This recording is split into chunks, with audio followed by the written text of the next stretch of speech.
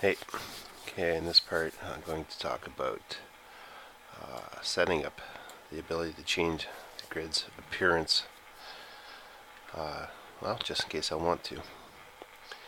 But just before I do that, I noticed one thing that I should have changed last time. See my total objects? It's counting at 101 objects, and I don't want that because I don't want it to count. I don't want this number to count for anything that's not visible on my screen.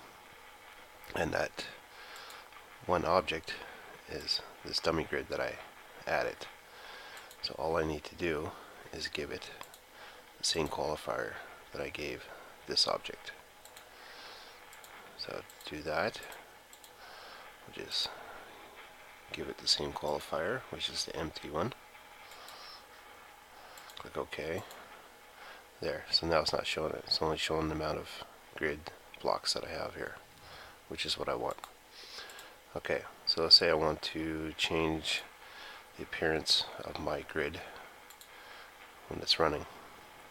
Okay, make a nice background or whatever I want to do with it. Easiest way is just to add, let's say we'll add a couple more frames. I can even make animated background if I wanted to using directions, but for now I'll just use the frames and just change the colors. So let's add a couple colors here, like so. And I'm going to add a value to this, and we'll call it grid, I don't know, display.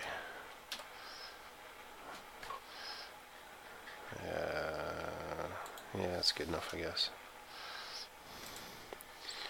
Okay, now it's just a matter of going in here and adding something on my loop.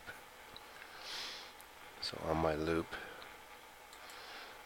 let's see, if you're running right now, it'll scroll to the last image that I made in my frames, which is this one. But I want to force it to whatever one I want. So just gotta open this up, I guess.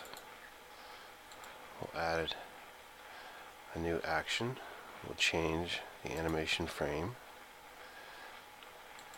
based on the value that we put in grid display of the dummy object.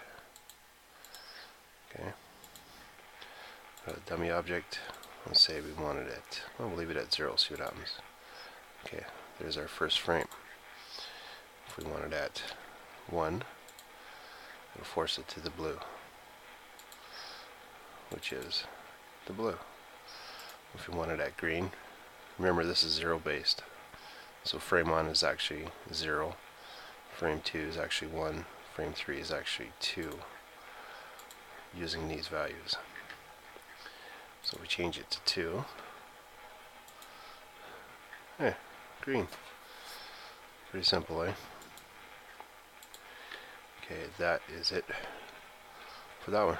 Pretty simple.